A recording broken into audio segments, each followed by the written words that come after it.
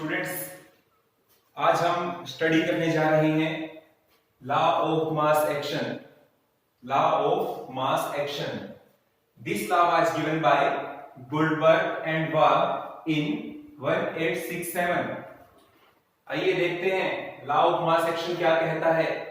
Law of mass action को समझने के लिए हम एक केमिकल रिएक्शन की हेल्प लेते हैं। Suppose a chemical reaction take place in which reactants converts into product। reactants हमने ले लिए A, B, C। कितने भी reactants ले सकते हो आप, जैसे मैंने यहाँ पे 3 reactant लिए, आप चाहो तो 2 भी ले सकते हो, 1 भी ले सकते हो, ज्यादा भी ले सकते हो। reactants ने कंबाइन होके क्या बनाया, कोई भी product A, B, C, D, E, F, any product. और हमने यहां लगा दिया A, B और C।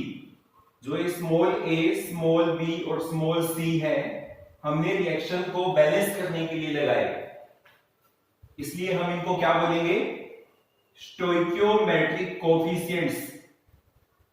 Stoichiometric coefficients, small a, small b, small a, small b and small c are the stoichiometric coefficients. आइए अब डेफिनेशन के अकॉर्डिंग चलते हैं। डेफिनेशन क्या कहती है, rate of a chemical reaction, लिख लेते हैं साथ के साथ, rate of a reaction. Rate of a reaction, आगे क्या लिखा हुआ है, is directly proportional. Is directly proportional है जी to the multiplication of molar concentration of all the reactants. जितने भी रिएक्टेंट्स हैं, हमें सबकी मोलर कंसंट्रेशन को मल्टीप्लाई करना है। एग्जांपल के अकॉर्डिंग कितने रिएक्टेंट हैं, 3, A, B और C।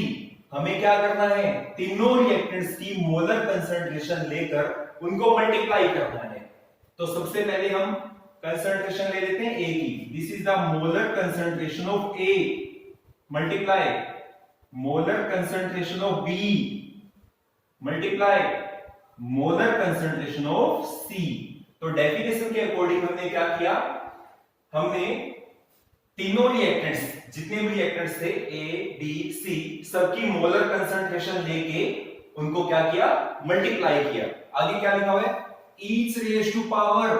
अब ये जो कंसंट्रेशन हमने यहां पे ली है, इनकी पावर बनानी है, और पावर किसके इक्वल होगी, equal to their stoichiometric coefficients.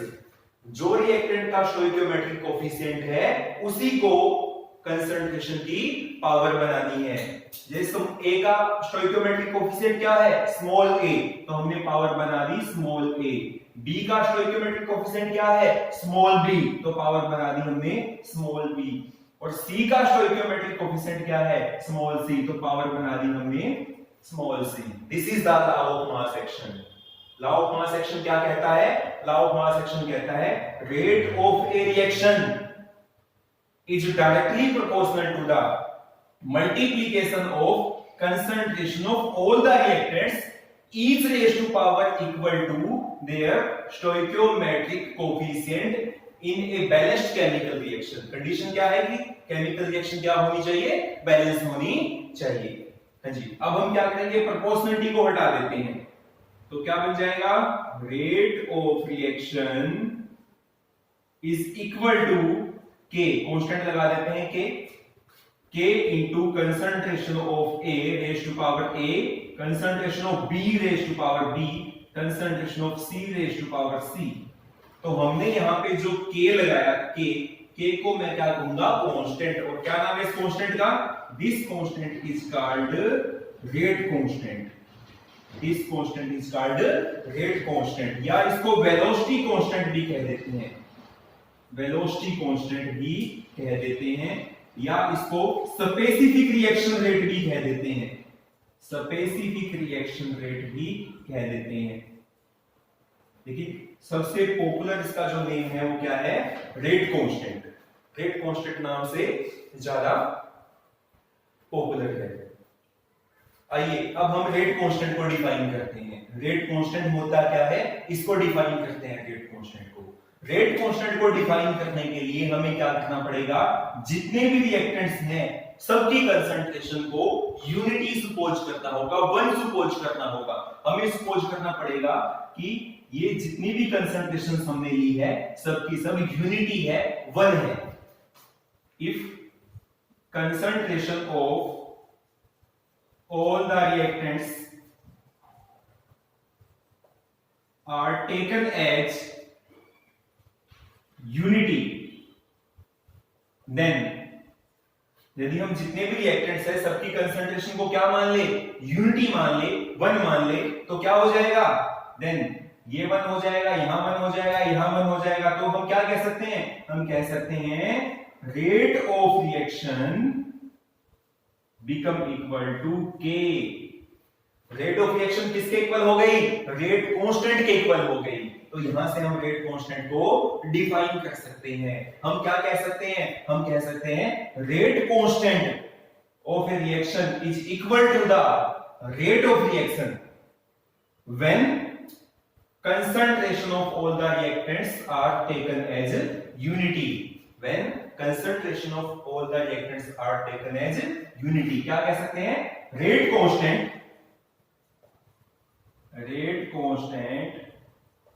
is equal to the rate of reaction। Rate constant किसके इक्वल हो गया, रेट ऑफ रिएक्शन। देखिएगा यहां पे रेट कांस्टेंट किसके इक्वल हो गया, रेट ऑफ रिएक्शन। और कब इक्वल हुआ, when concentration of all the reactants are taken as unity। जब जितने भी रिएक्टेंट्स हैं सबकी कंसंट्रेशन को हमने क्या लिया, यूनिटी लिया। तो ये हमने किसकी डेफिनेशन दी, रेट कांस्टेंट की डेफिनेशन दी। इतना नोट कर दीजिएगा। उसके बाद हम डिफाइन करेंगे कैरेक्टरिस्टिक्स ऑफ रेट कांस्टेंट। ये जो रेट कांस्टेंट है के, क्या क्या कैरेक्टरिस्टिक्स है, फटाफट नोट कर दीजिएगा इसको।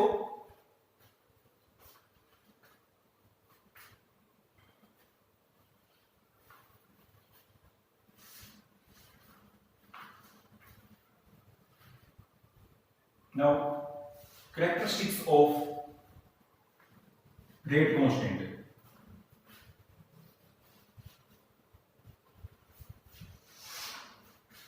Characteristics of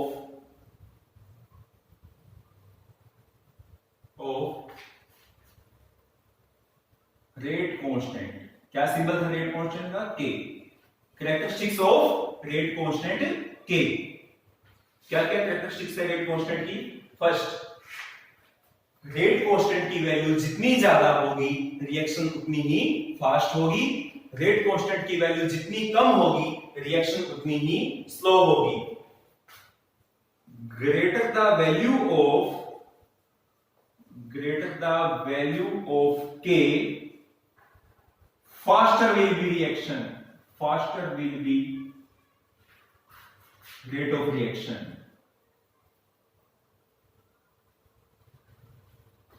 रेट कांस्टेंट के की वैल्यू जितनी ज्यादा होगी रिएक्शन उतनी ही फास्ट होगी, और रेट कांस्टेंट के की वैल्यू जितनी कम होगी रिएक्शन उतनी ही स्लो होगी।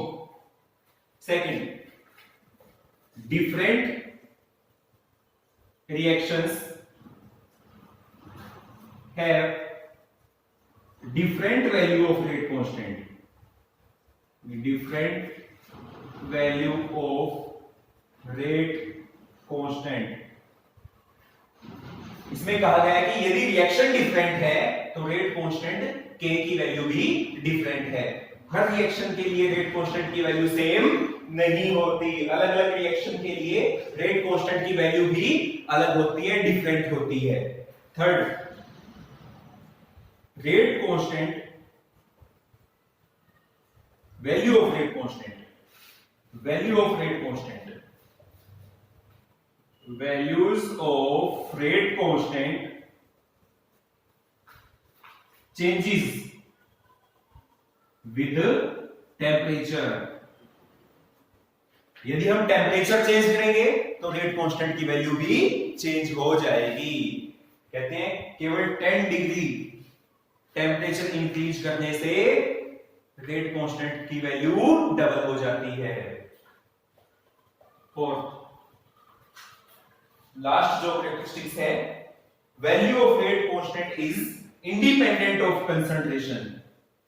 Value of rate constant is independent of concentration of reactants।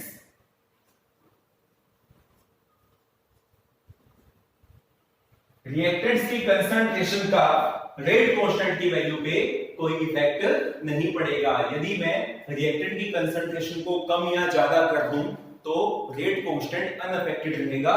Rate constant independent है रिएक्टेंट की कंसंट्रेशन के। तो ये हमने क्या डिस्कस किया? हमने डिस्कस किया law of mass action. Law of mass action, हाँ जी, लॉ ऑफ मास एक्शन के बाद अब हम डिस्कस करने जा रहे हैं नेक्स्ट लॉ, और क्या नाम है? Rate law. Very very important. Law of mass action के बाद नेक्स्ट जो लॉ है, क्या नाम है उसका? Rate law. जी, अभी हमने क्या डिस्कस किया था? ये किसकी डेफिनेशन थी? Law of mass action. Law of mass action की डेफिनेशन में थोड़ा सा बदलाव कर दिया जाए तो हमें क्या मिल जाएगा? रेट लॉ मिल जाएगा।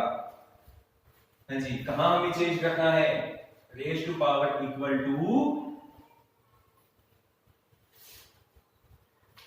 Order of reactants. बस इतना सा चेंज करना है। आइए एग्जांपल की हेल्प से समझते हैं। वही सेम एग्जांपल, 3 रिएक्टेंट लिए ए बी सी। पहले भी मैंने बताया था कोई जरूरी नहीं है कि 3 रिएक्टेंट हो गए, 3 से ज्यादा या 3 से कम भी हो सकते हैं। इन्होंने मिलके कोई प्रोडक्ट बनाया, फिर हमने क्या किया? स्टोइकियोमेट्रिक कोएफिशिएंट्स लगा दिए यहाँ पे ए बी और सी। रिएक्शन को बैलेंस करने के लिए स्टोइकियोमेट्रिक कोएफिशिएंट्स लगा दिए गए। अब डेफिनेशन के अकॉर्डिंग चलते हैं। डेफिनेशन क्या कहती है? रेट लॉ की डेफिनेशन क्या कहती है? Rate of a chemical reaction, rate of a chemical reaction is directly proportional to the multiplication. किसकी मल्टीप्लीकेशन? पहले भी बताया हुआ है, किसकी multiplication? Molar concentration of all the reactants. जितने भी रिएक्टेंट्स हैं सबकी मोलर कंसंट्रेशन लेकर उनको मल्टीप्लाई करना है। रिएक्टेंट कौन कौन से हैं? ए बी और सी। इन तीनों की मोलर कंसंट्रेशन लो और उसको मल्टीप्लाई करो। This is the molar concentration of A, multiply molar concentration of B and multiply molar concentration of C. इतना सेम है। लॉ ऑफ मास एक्शन में भी हमने इतना किया था, यहां भी हमने इतना किया है। आगे देखो क्या होता है। Each raise to power equal to order of reactants. वहां हमने क्या किया था? जो स्टोइकियोमेट्रिक कोएफिशिएंट थे ए बी और सी, उनको क्या किया था? कंसंट्रेशन की पावर बना दिया था। लेकिन यहां पे रेट लॉ में ऐसा नहीं करेंगे। यहां हम पावर किसको बनाएंगे? Order of reactants, small p small q small r। तो यहां मैंने जो small p small q small r लगाए, इनको हम क्या कहेंगे? इनको कहेंगे order of reactants. Small p small q और स्मॉल r, ये क्या है? Order of reactants. p ध्यान दीजिएगा सभी, p मे और may not be equal to a। क्यों? मे और may not be equal to be. क्यों के बाद आर मे और may not be equal to सी। मतलब ये जो P, Q और R है, ये स्टोइकियोमेट्रिक कोएफिशिएंट्स के इक्वल हो भी सकते हैं और इक्वल नहीं भी हो सकते। कैसे पता लगेगा कि इक्वल है या नहीं है? ये जो P, Q और R है, these are determined experimentally. These are determined experimentally. इनको केवल एक्सपेरिमेंटली डिटरमाइन किया जा सकता है। एक्सपेरिमेंटली डिटरमाइन करने के बाद ये ए, बी और सी के इक्वल हो भी सकते हैं, हमें मिल भी सकते हैं और नहीं भी मिल सकते। हाँ जी, अब देखो यदि मैं P, Q और R ये जो ऑर्डर ऑफ रिएक्टेंट्स था इनका सम कर दूं, P plus Q plus R, इन तीनों को हमने क्या किया, सम, तो किसके इक्वल लेंगे हम इसको, N के इक्वल लेंगे। What is N? N is the overall order of reaction. N is the overall order of reaction. N को क्या कहेंगे, overall order of reaction। जी, यदि N की वैल्यू 0 आती है, N की वैल्यू क्या आ जाए, 0, मतलब मैं P, Q, R इन तीनों वैल्यूज का सम करूं और मुझे आंसर कितना मिल गया, 0। ओवरऑल ऑर्डर ऑफ रिएक्शन कितना आया, 0। तो मैं कहूंगा कि जो रिएक्शन हम स्टडी कर रहे हैं that reaction is of zero order reaction. Zero order reaction, n की वैल्यू 0 आ जाए तो रिएक्शन क्या होगी, जीरो ऑर्डर रिएक्शन। n की वैल्यू 1 मिले तो हम कहेंगे first order reaction. First order reaction, n की वैल्यू 2 मिले तो क्या कहेंगे, second order reaction. Second order reaction, n की वैल्यू 3 मिले तो क्या कहेंगे, थर्ड ऑर्डर रिएक्शन। कई बार क्या होता है, n की वैल्यू फ्रैक्शनल भी आ जाती है, n की वैल्यू फ्रैक्शन में आ जाती है तो हम क्या कहेंगे, फ्रैक्शनल ऑर्डर रिएक्शन। अगेन यहां पे जो P, Q और R है इनको हम क्या कहेंगे, individual order of reactants. Individual, her reactant का एक अलग अलग ऑर्डर है P, Q, R, और P, Q और R है इसको एक्सपेरिमेंटली डिटरमाइन किया जाता है और एक्सपेरिमेंट डिटरमाइन करने के बाद ही हमें पता लग पाएगा कि P, Q और R स्टोइकियोमेट्रिक कोफिशिएंट के इक्वल है भी या नहीं भी। उसके बाद यदि मैं P, Q और R इन तीनों का सम कर दूं तो मुझे N मिलेगा। N को मैंने क्या कहा, order of reaction, overall order of reaction. और ये जो ओवरऑल ऑर्डर ऑफ रिएक्शन है ये हमें बताएगा कि रिएक्शन कौन से ऑर्डर की है। वैल्यू 0 आए तो क्या कहेंगे, जीरो ऑर्डर रिएक्शन। वैल्यू 1 आए तो कहेंगे फर्स्ट ऑर्डर रिएक्शन। वैल्यू 2 आए तो हम कहेंगे सेकंड ऑर्डर रिएक्शन। इतना समझ आया। उसके बाद अब हम पढ़ेंगे unit of rate constant. Rate constant के थोड़ी देर पहले आपने लॉ ऑफ मास सेक्शन में भी सुना था, रेट कांस्टेंट जिसको हमने के से डिनोट किया था। अब हम उसकी यूनिट पढ़ेंगे।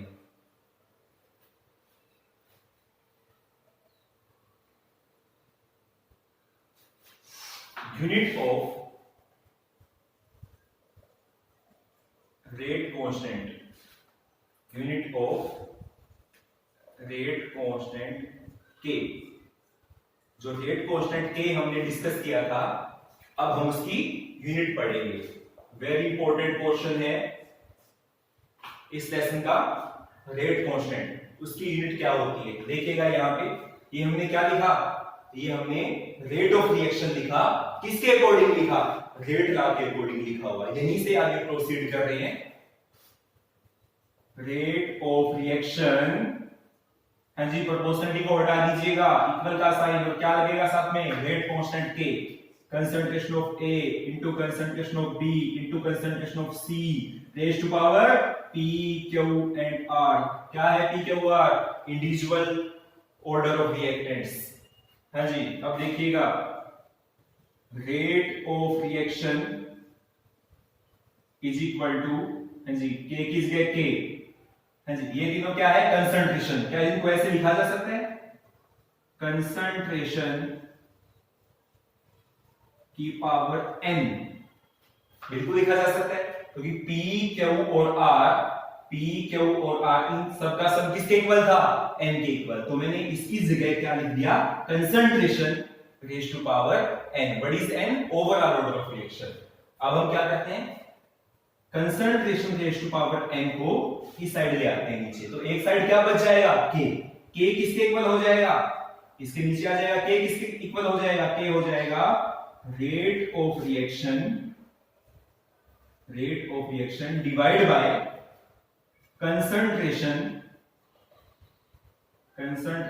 Power n। Concentration power n। अब यूनिट पुट कर दीजिएगा। हाँ जी, rate of reaction. Rate of reaction की यूनिट क्या होती है? फर्स्ट वीडियो में हम पढ़ चुके हैं। रेट ऑफ रिएक्शन यूनिट क्या होती है? मोल पर लीटर पर सेकंड।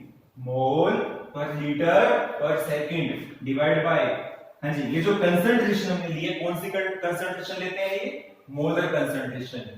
और यूनिट क्या होती है मोलैरिटी की? मोलर कंसंट्रेशन की यूनिट क्या होती है? मोल पर लीटर। मोल पर लीटर कंसंट्रेशन की यूनिट क्या होती है? मोल पर लीटर। और इसकी पावर क्या है? n। अब देखिएगा, यहां भी मोल पर लीटर है, ये भी मोल पर लीटर है, इसकी पावर क्या है? n। देखो, यहां मोल पर लीटर की पावर 1, यहां मोल पर लीटर की पावर n। इसको ऊपर लेके जाएंगे तो क्या हो जाएगा? इसको ऊपर लेके जाएंगे तो हो जाएगा मोल पर लीटर की power 1 minus n। Base equal है, डिवाइड करते हैं, पावर माइनस हो जाएगी, 1 माइनस n। आगे क्या? Second inverse. तो इस फॉर्मूले से हम किसी भी ऑर्डर की रिएक्शन, चाहे वो जीरो ऑर्डर हो, चाहे फर्स्ट ऑर्डर हो, चाहे सेकंड हो, चाहे थर्ड हो, किसी भी ऑर्डर की रिएक्शन के लिए रेट कांस्टेंट k की यूनिट कैलकुलेट कर सकते हैं।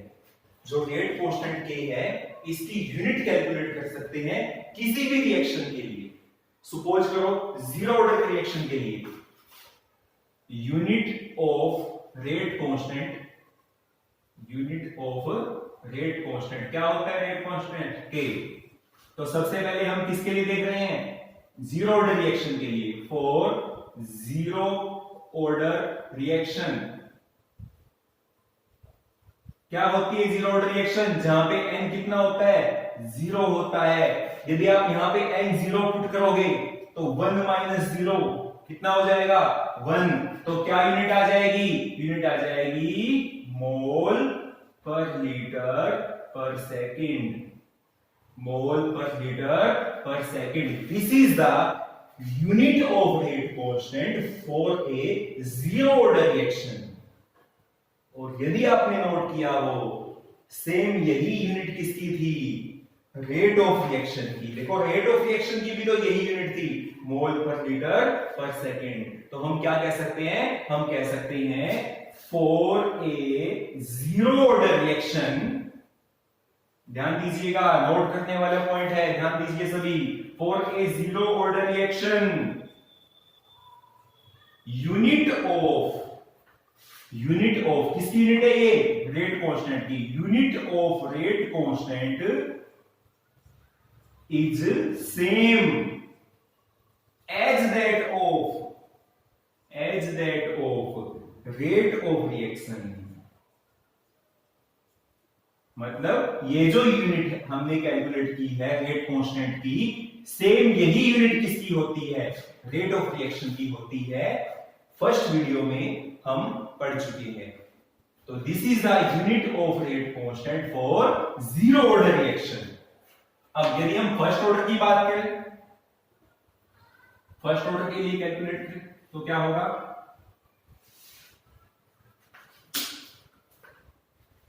For first order reaction, first order reaction हमें पता है फर्स्ट ऑर्डर रिएक्शन के लिए n कितना होगा? 1। फर्स्ट ऑर्डर रिएक्शन के लिए n कितना होगा? 1। तो अब हम इस फॉर्मूले में 1 पुट कर देते हैं, तो 1 माइनस 1 कितना हो जाएगा? 0। तो मोल पर लीटर की पावर कितनी हो जाएगी? 0। किसी की पावर 0 हो तो होल टर्म किसके इक्वल लेते हैं? 1 के। तो यूनिट क्या आ जाएगी? जो k है, यूनिट ऑफ रेट कांस्टेंट, क्या यूनिट आ जाएगी? Second inverse. यदि हम टाइम सेकंड में लेते हैं तो सेकंड इनवर्स, टाइम मिनट में लेते हैं तो क्या हो जाएगी? Minute inverse. टाइम हावर्स में लेते हैं तो क्या हो जाएगी? हावर इनवर्स। सिंपली हम कह सकते हैं कि यूनिट क्या आ जाएगी? Time inverse. Time inverse unit आ जाएगी फर्स्ट ऑर्डर रिएक्शन के लिए। हाँ जी। Now for second order reaction, second order reaction हमें पता है सेकंड ऑर्डर रिएक्शन के लिए n कितना होगा? 2। तो रेट कांस्टेंट की यूनिट क्या बन जाएगी? Unit of rate constant k। Unit of rate constant k क्या यूनिट बन जाएगी? यहां पे n की जगह आपको 2 पुट करना होगा। n की जगह 2 पुट करोगे तो 1 माइनस 2 कितना आ जाएगा? -1। अब -1 आएगा तो ये क्या बन जाएगा, यहां बन जाएगा मोल इनवर्स। लीटर इनवर्स पहले से था, -1 से मल्टीप्लाई करेंगे ये बन जाएगा लीटर, और आगे क्या है, second inverse. This is the unit of rate constant for second order reaction. अच्छे से ध्यान रखना है आपको, अच्छे से याद रखनी है, यूनिट्स काफी यूजफुल होगी इस लेसन में आगे। नोट कर लीजिएगा सभी इस फॉर्मूले को। इस फॉर्मूले से हम क्या कैलकुलेट कर सकते हैं, unit of nth order reaction. किसी भी ऑर्डर की रिएक्शन की यूनिट कैलकुलेट कर पाएंगे। नोट कर लीजिएगा।